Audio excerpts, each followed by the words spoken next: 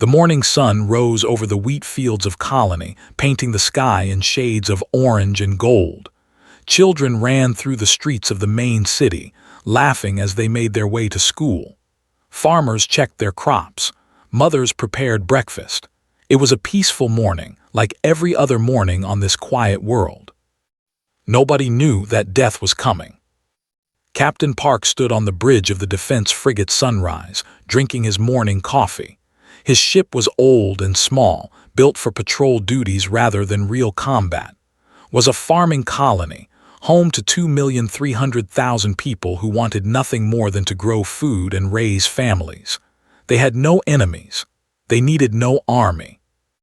The alarm changed everything. "Captain," Lieutenant said, her voice shaking, 40 ships just appeared in orbit. They're not responding to our signals."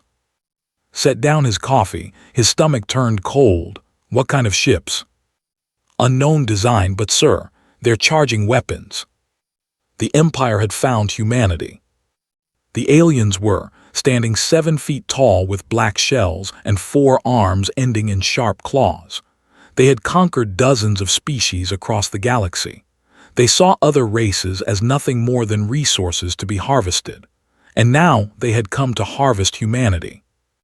The first missiles hit the planet's surface before could even issue orders. Fireballs bloomed across the farmlands. The city's shields flickered and died under the bombardment. People who had been eating breakfast moments ago were now running for their lives. "All hands to battle stations," said quietly. He knew his single frigate could not stop 40 warships. He knew he was going to die today. But he also knew that every second he bought meant another shuttle full of civilians might escape. "Sir," said, tears running down her face, "what do we do?" "We fight, and we make them pay for every life they take." The Sunrise charged toward the enemy fleet, its weapons firing.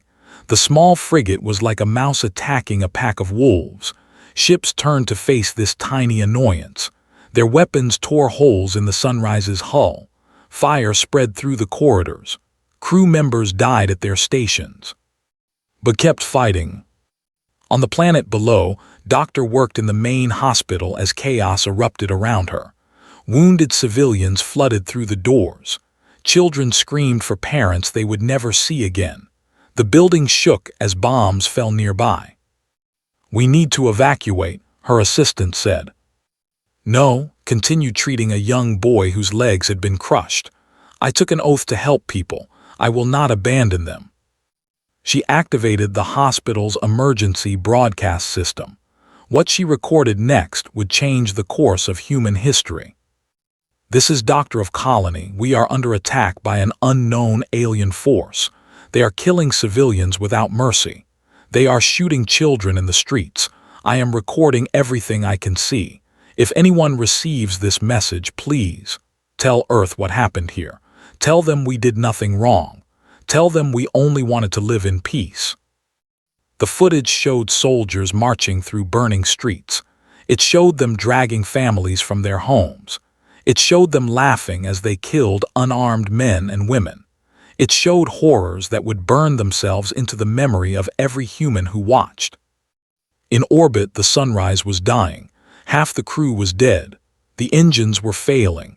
But Captain had one final act of defiance left.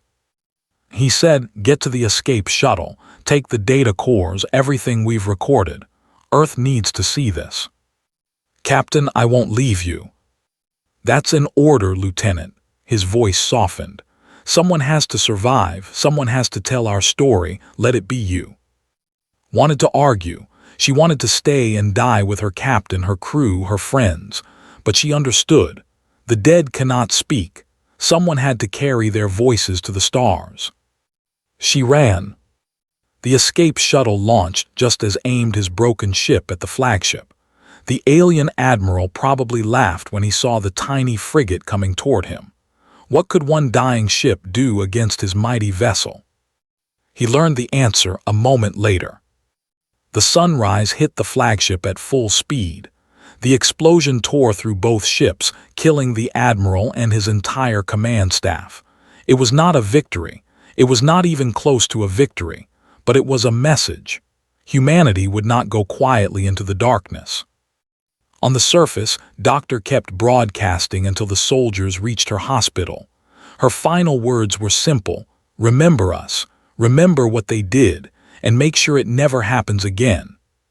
The transmission ended. Colony fell in 6 hours. They were thorough. They checked every building, every basement, every hiding place. They found every human who had not escaped and killed them all. 2,300,000 people died that day. Old men and young women, soldiers and farmers, bobbies who had not yet spoken their first words. All of them gone. The fleet collected their dead admiral's body and left. To them, this was just another conquest. Another primitive species taught its place in the galaxy.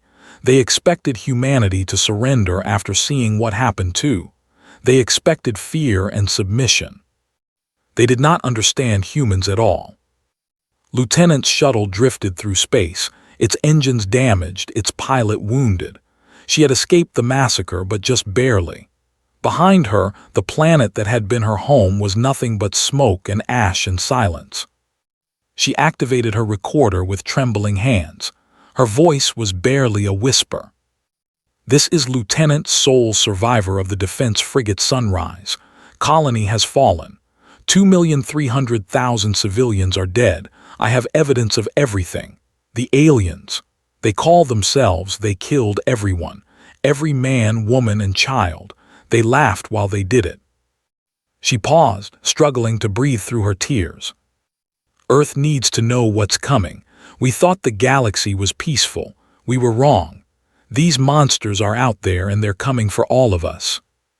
The shuttle limped toward Earth space, carrying its precious cargo of data cores and one broken survivor. Behind it, the fires have slowly died, leaving only ashes and memories. They believed the war was over before it had truly begun. They could not have been more wrong. 3 weeks after the fall of, Lieutenant stood before the United Earth Council in Seoul. The Great Hall was silent. Every seat was filled with government officials, military commanders, and representatives from every nation on Earth. Billions more watched through screens across the planet. His hands shook as she uploaded the footage from. She had watched it 100 times during her journey home. Each time she had cried. Each time she had felt the same cold rage building in her chest. Now Earth would see what she had seen. The footage played on massive screens around the hall. It showed the ships arriving. It showed the first bombs falling. It showed doctors' desperate broadcasts from the hospital. And then it showed the ground footage, soldiers dragging humans from their homes, shooting unarmed families, burning buildings with people still inside. The worst part was the laughter. The soldiers laughed as they killed. They made jokes. They took pictures with the bodies of children. They treated the massacre like a game. When the footage ended, nobody spoke. President sat in her chair, her face pale but her eyes burning with cold fire. Admiral Shin stared at the blank screen, his jaw tight. Some officials were crying.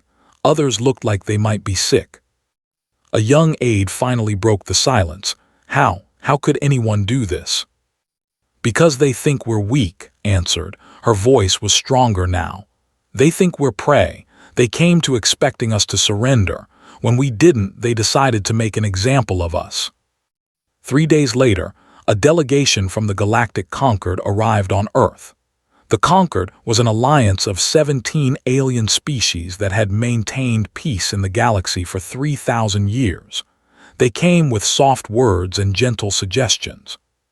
"We understand your pain," the lead ambassador said. His species looked like tall gray beings with large black eyes. "But the Empire is powerful. War with them would cost millions more lives. We recommend diplomatic negotiations. Perhaps some territory could be exchanged. Perhaps some payment." Ambassador No, Earth's representative to the Concord, stood up slowly. He was an old man with white hair and a calm face, but his voice cut like a blade.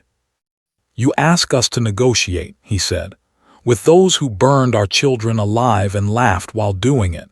You ask us to pay them for the privilege of existing. Tell me, "Ambassador, if this had happened to your species, would you negotiate?" The alien ambassador shifted uncomfortably. "The conquered believes in peace." "So do we. We have believed in peace for 300 years among the stars. We extended friendship to every species we met. We shared our technology, our art, our dreams. And in return, the slaughtered 2,300,000 innocent people." His voice rose. "No, we will not negotiate. We will not bow. We will not forget." President addressed the people of Earth that evening. She stood alone on a stage, her image broadcast to every screen on the planet and every human colony in space. "My fellow humans," she began, "you have all seen the footage you have seen what was done to our brothers and sisters, our sons and daughters. I will not describe it again. The images speak for themselves." She paused, letting the weight of her words settle. "We did not seek this war. For 3 centuries, humanity has been a peaceful presence in the galaxy.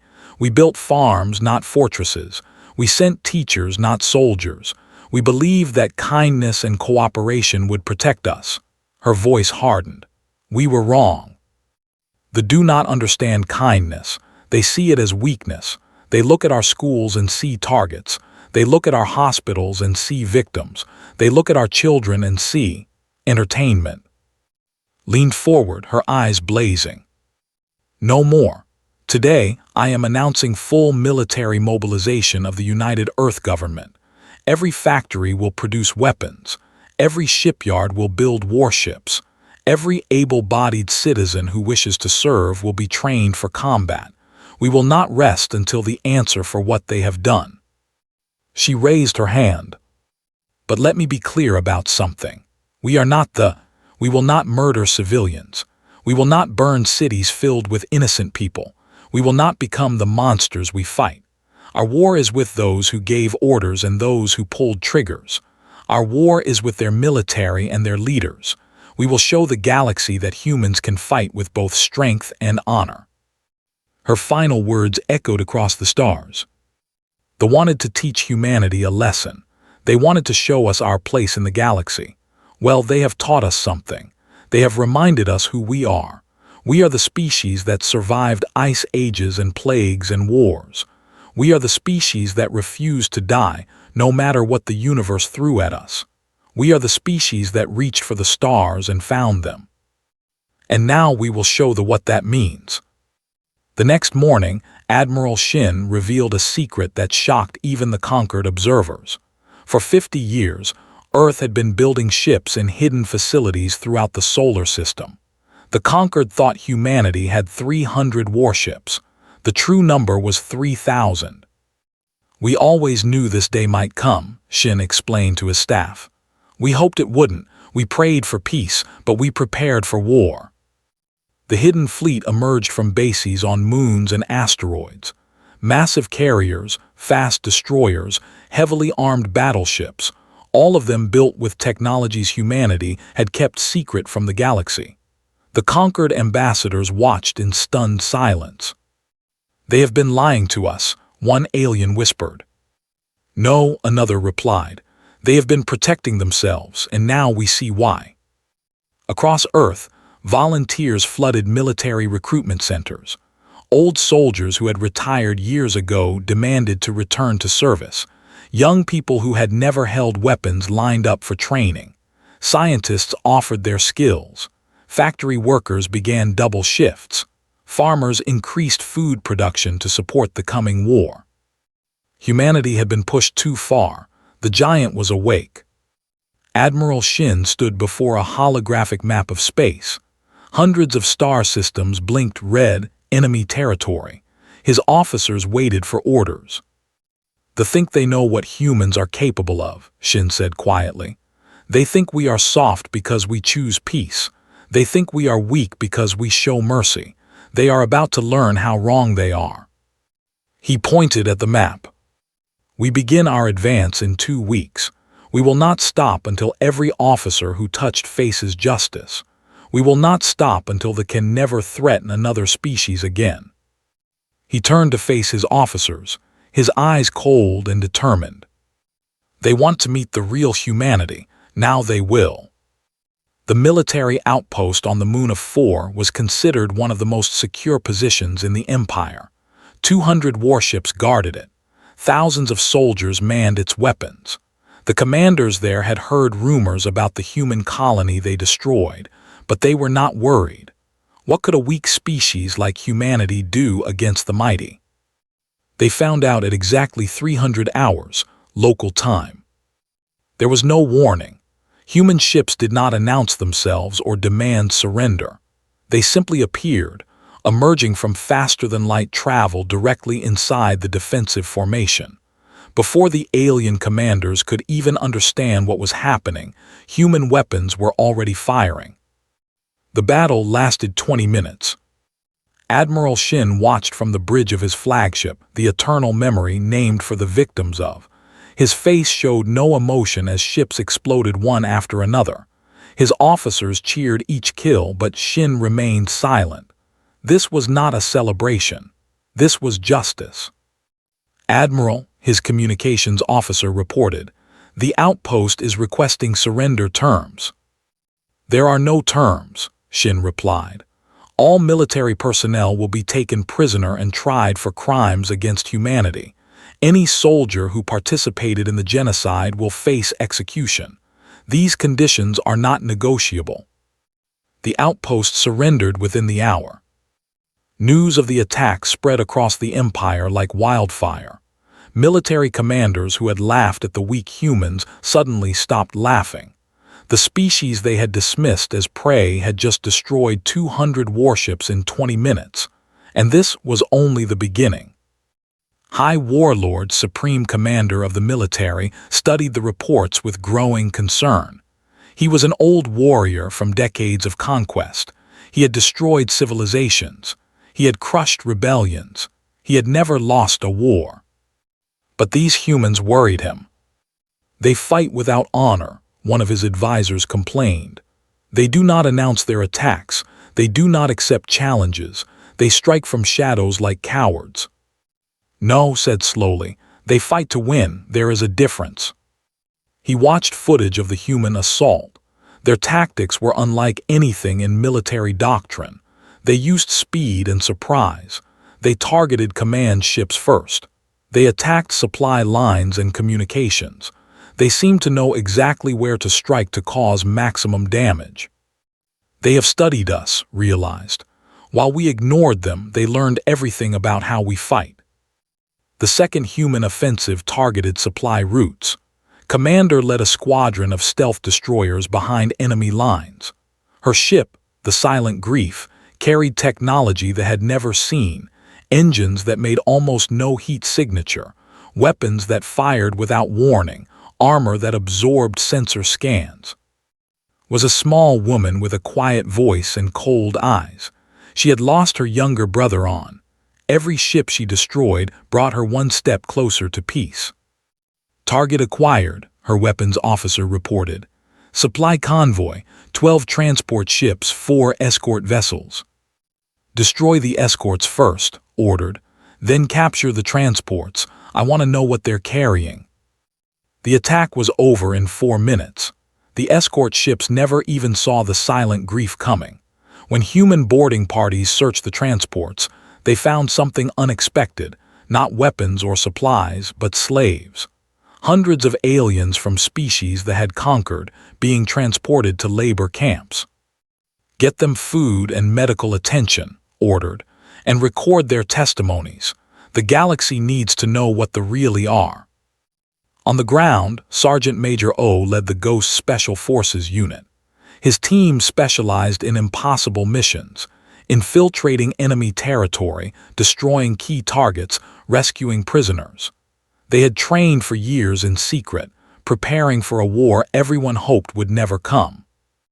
Now that war was here. His first mission took him to a colony world. His orders were to destroy a military command center, but when he arrived, he found something else, a prison camp where they kept aliens they had captured from other species. "Sir," one of his soldiers said, "this isn't our mission." "Our mission is to hurt the enemy and help the innocent," replied. "These people need help." The ghosts attacked the prison camp at midnight. Guards died before they could raise an alarm. Himself carried an injured alien child to the evacuation shuttle. When he set her down, she looked up at him with huge, frightened eyes. "Are you going to eat us?" she asked. "They said the humans would eat us." Knelt down to her level. "No, little one, we're going to take you somewhere safe. We're going to take you home." The child began to cry, not from fear but from relief. Word of human conduct spread among the alien slave populations. Humans did not kill civilians. Humans freed prisoners. Humans gave food and medicine to those in need. This was not what anyone expected from a species at war. High Warlord gathered the largest fleet ever assembled, 1,200 warships. He would crush the human advance and restore fear to the galaxy. He would teach these humans the same lesson he had taught so many others. The two fleets met at the nebula, a vast cloud of gas and dust between space and human territory. Expected a traditional battle, lines of ships facing each other, trading fire until one side broke. The humans had other plans. Admiral Shin used the nebula itself as a weapon. Human ships jumped in and out of the gas clouds, appearing for seconds to fire their weapons before vanishing again. Targeting systems could not track them. Commanders could not coordinate their forces. It was like fighting ghosts. "Where are they?" roared. "Find them." But every time ships moved to engage, the humans were already gone. The Battle of the Nebula lasted 6 hours. When it ended, 400 ships had been destroyed. The humans had lost 19. A captured officer was brought before Sergeant Major for questioning. The alien's shell was cracked, his confidence broken. He had survived the Nebula battle only to watch his entire fleet die around him. "Why?" they asked. "Why do you fight with such madness? We are stronger than you. We are more numerous. You cannot win." Activated a screen and showed the footage from the burning cities, the dead children, the laughing soldiers.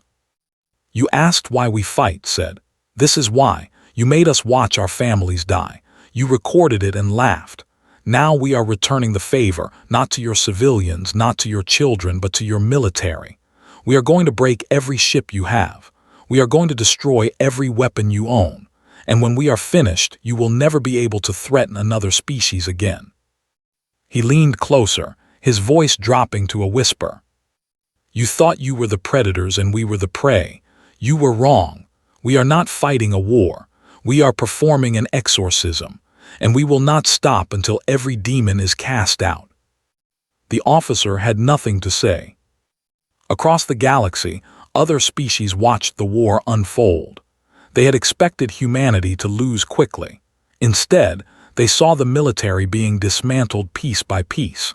They saw human soldiers freeing slaves and treating prisoners with dignity. They saw something they had never imagined possible. They saw hope. 6 months into the war, the Galactic Concord was falling apart.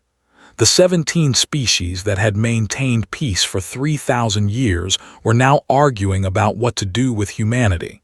Some wanted to stop the human advance by force. Others wanted to join them. None of them could agree on anything. Scholar Priest belonged to a species dedicated to recording history. His people had documented every war, every treaty, every important event in the galaxy for 10,000 years. Now, he had been given the most important assignment of his life: travel with the human forces and document everything. What he saw changed him forever. His first day with the human fleet witnessed an attack on a military station. He expected chaos and destruction. He expected screaming and blood. Instead, he saw something that confused him deeply. Human soldiers moved through the captured station with calm efficiency. They gathered military personnel as prisoners.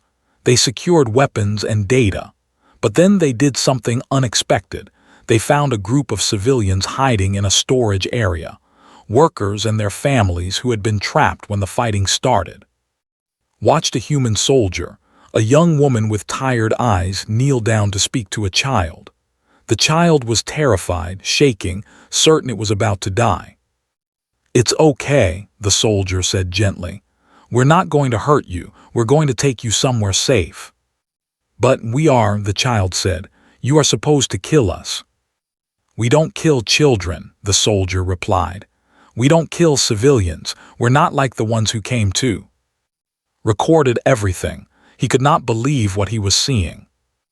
The next week, he accompanied a human rescue mission to a labor camp. Inside, they found aliens from 12 different species, survivors of conquests who had been worked nearly to death. Some had been imprisoned for decades. Some had been born in the camp and had never known freedom. Human medics treated the sick and wounded. Human soldiers distributed food and water. Human translators explained that they were being rescued, that they were going home. An old alien from a species had thought was extinct grabbed his arm. "Is this real?" she whispered. "Are we truly free?" "Yes," said, "the humans have freed you." Tears ran down her wrinkled face. "We prayed for so long. We thought no one would ever come. We thought the galaxy had forgotten us." The humans remembered, said, "They came." Back at Concord headquarters, the debate raged on. Ambassador No represented humanity before the gathered species. He was calm and patient, but his words carried weight. "You ask us to stop our advance," said. "You say they have suffered enough. Let me show you what they have done." He activated a holographic display. Images filled the chamber, but from labor camps across the empire. Slaves worked to death. Mass graves filled with alien bodies. Children separated from parents and sent to processing facilities. "They have been doing this for centuries," continued. "They have enslaved or exterminated at least 20 species. The conquered knew about this. The conquered did nothing. We are doing what you should have done long ago." A conquered representative stood up angrily. "You are becoming too powerful. If you defeat what will stop you from threatening the rest of us?" Smiled sadly. "We have destroyed 60% of military capacity. We have captured hundreds of their ships and thousands of their soldiers. In all that time, we have not bombed a single city. We have not killed a single civilian. We have freed every slave we found. We have treated prisoners according to the laws of war." He spread his hands. "If we wanted to be conquerors, we could have been. But we are not what they tried to make us. We fight because we must, not because we enjoy it. And when this war is over, we will return to being the peaceful species we have always been." His voice hardened. "But make no mistake, if the conquered interferes with our operations, you will learn why they called us monsters. We do not want that. We hope you are wise enough not to want it either." The conquered chose not to interfere. Deep in space, Queen Mother I ruled the empire from her palace on the. She was ancient by standards, having led her people for over 200 years. She had ordered the conquest of dozens of worlds. She had approved the attack on. Now she watched her empire crumble. Every day brought news of another defeat, another fleet destroyed, another military station captured. The humans were not just winning, they were dismantling the war machine piece by piece with surgical precision. "We must negotiate," one of her advisors urged. "We must offer them peace before they reach the." "What can we offer them?" another asked. "They do not want territory, they do not want resources, they want justice. They want the heads of everyone responsible for." I was silent for a long moment. Finally she spoke. "Send envoys. Offer them everything, reparations, territory, our finest ships. Offer them whatever they want to end this war." The envoys reached Admiral Shin's fleet 3 days later. They brought gifts and promises and pleas for mercy. Admiral Shin listened to their offers without expression. Then he gave his response. "You will surrender every ship in your fleet. You will surrender every weapon in your arsenals. You will surrender every officer who participated in the genocide. And then you will kneel before the graves of 2,300,000 humans and beg forgiveness from the dead." The envoy's mandibles clicked nervously. The Queen Mother cannot accept such terms. Our people would never. These terms are not negotiable, Shin interrupted. You came to our peaceful colony and murdered everyone there. You killed children in their beds. You burned hospitals with patients still inside, and you laughed while you did it. He leaned forward, his eyes cold as space. Did you think we would forget? Did you think we would forgive? You will accept these terms, or we will continue our advance until there is nothing left to surrender. The choice is yours. The envoys returned home with Shin's message. The war continued. Sent his preliminary report to the conquered archive. It was the most important document he had ever written, a detailed account of human warfare, human mercy, and human determination. His report ended with these words. I came to document a war. I expected to find another brutal conflict like so many others in galactic history. Instead, I found something I have never seen before. The humans fight with terrible fury, but they fight with honor. They destroy military targets but protect civilians. They capture enemies but treat them with dignity. They have every reason to become monsters, but they choose not to. The humans have a saying, speak softly and carry a big stick. For 300 years they spoke softly. They asked for nothing but friendship. They harmed no one. The galaxy thought they were weak. Now the galaxy understands what they carried. They are the most dangerous species I have ever encountered, not because of their weapons or their tactics, but because they choose to be gentle. When that choice is taken from them, when their children are threatened, they become something else entirely. Something that makes even the look like children playing at war. The humans will win this conflict. Of that, I have no doubt. What happens after, that will determine the future of our galaxy.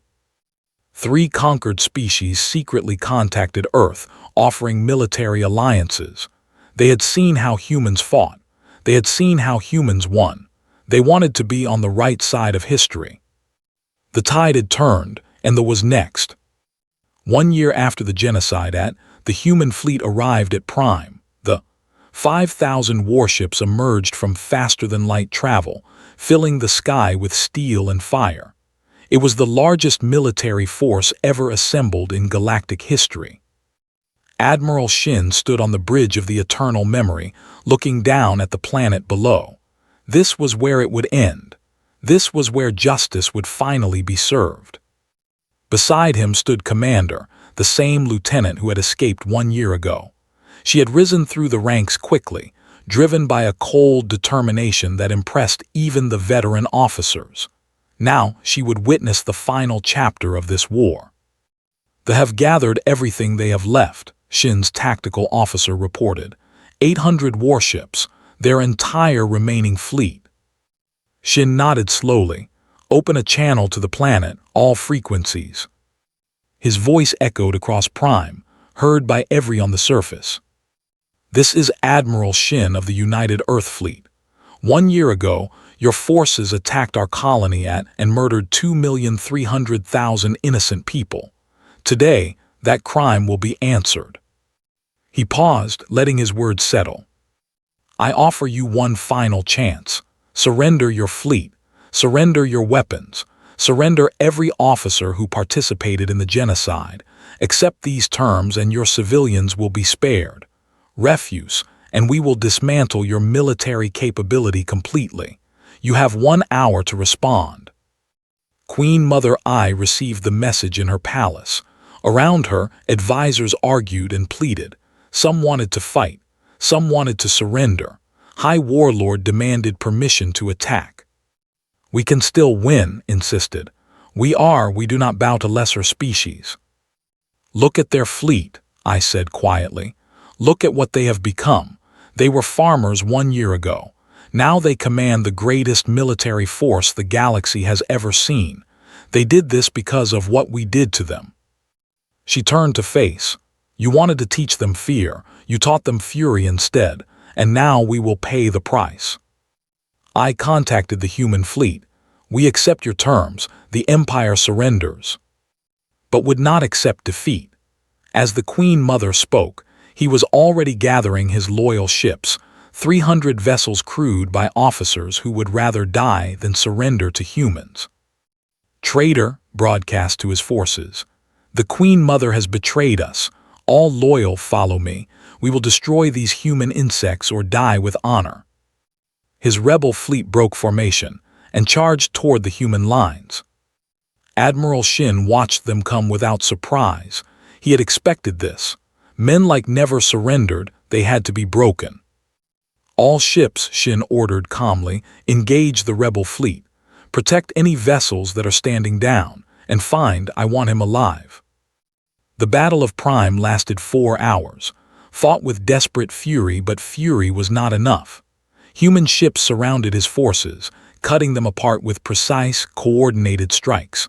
One by one, his vessels were destroyed or captured. In the end, his flagship was crippled and boarded. Human soldiers fought through its corridors until they reached the command deck. Himself killed 7 humans before he was finally brought down, not killed, but stunned and captured. When he woke, he was in chains. Commander stood over him, her face expressionless. This was the creature whose orders had destroyed her world. This was the monster who had approved the murder of children. "You should have killed me," growled. "Death is better than this shame." "Death would be too easy for you," replied. "You will live. You will stand trial before the galaxy. You will hear the names of every person who died at, and then you will spend the rest of your life building memorials to your victims on every world you touched." She leaned closer. "You wanted to teach humanity our place. Consider this lesson learned by you." The war was over. The military had been completely destroyed. 847 officers were arrested for war crimes. Queen Mother Ai formally surrendered all territory and accepted human oversight of her government. On the surface of Prime, Commander stood in the central plaza of the capital city. Human soldiers had secured the area, but no civilians had been harmed. The people watched from their windows, terrified of what the humans might do. Carried a flag, white fabric bearing the names of every victim of 2,300,000 names, printed so small they looked like solid black from a distance. She planted the flag in the center of the plaza. "This is what you took from us," she said to the watching. "These are the people you murdered. Remember their names. Remember what your leaders did, and make sure it never happens again." President addressed the galaxy that evening. Her speech was broadcast to every world, every station, every ship in known space. "1 year ago, the Empire came to our peaceful colony and committed genocide. They killed 2,300,000 innocent people. They thought they were teaching us a lesson. They thought they were showing us our place in the galaxy." She paused, her eyes steady. "They were wrong. Today, the military is destroyed. Their leaders face justice for their crimes. Their empire is no more. But let me be clear about what we have not done.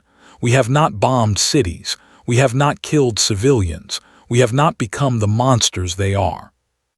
Every species the enslaved has been freed. Every prison camp has been emptied. Every victim has been given the chance to return home. We did not fight this war for conquest or revenge. We fought it for justice, and justice has been served." Her voice softened. "To the people, we do not hate you. We hate what your leaders did. We hate the choices they made. But we know that ordinary are not responsible for the crimes of their rulers. We will help you rebuild. We will help you become a peaceful member of the galactic community. That is who humanity is." Then her voice hardened again.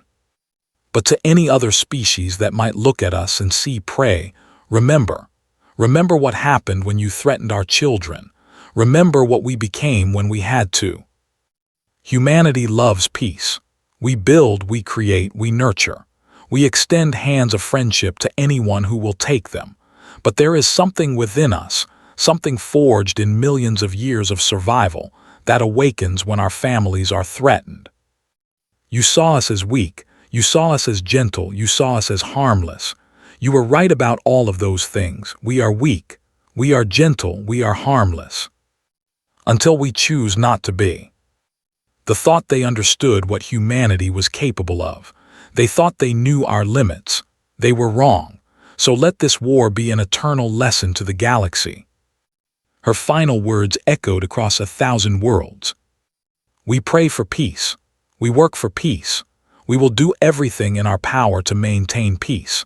But if you threaten our children, if you murder our families, if you force us to become something we do not want to be, then you will learn why they called us monsters. And you will pray that we choose to be merciful. 10 years later, the memorial stood on the rebuilt colony. 2,300,000 names were carved into white stone walls that stretched for miles. People came from across the galaxy to pay their respects, not just humans, but aliens from dozens of species. Admiral returned every year to lay flowers at the monument. Her hair was gray now, her face lined with age, but her eyes still held the same cold fire they had held since that terrible day when she escaped on a damaged shuttle. She walked slowly along the wall, reading names she had long since memorized. Some were friends, some were family, all were remembered. Scholar Priest's History of the War, titled, "The Conflict Had Become Required Reading Across the Galaxy." Every young alien learned about the gentle species that became terrible when pushed too far. The Galactic Conquered had a new permanent member. Humanity sat on the High Council, their voice carrying weight that no one questioned. No species had threatened human space in a decade. No species dared. This book ended with words that had become famous across the stars. The humans taught us the most terrifying truth in the universe. The gentlest species in the galaxy is also the most dangerous because they choose to be gentle, they choose peace, they choose kindness, they choose mercy. But that choice can be taken from them. And when it is, stars themselves tremble. Finished her walk along the memorial wall. She placed her flowers at the foot of the final panel, the one bearing the names of Dr. Captain Park and all the others who had died defending. "We remembered," she whispered. "We made sure it never happened again." Then she turned and walked away, leaving the memorial to its eternal silence. Above her, the stars shone peacefully, stars that now knew exactly what humanity was capable of. And that peace would last for a very long time.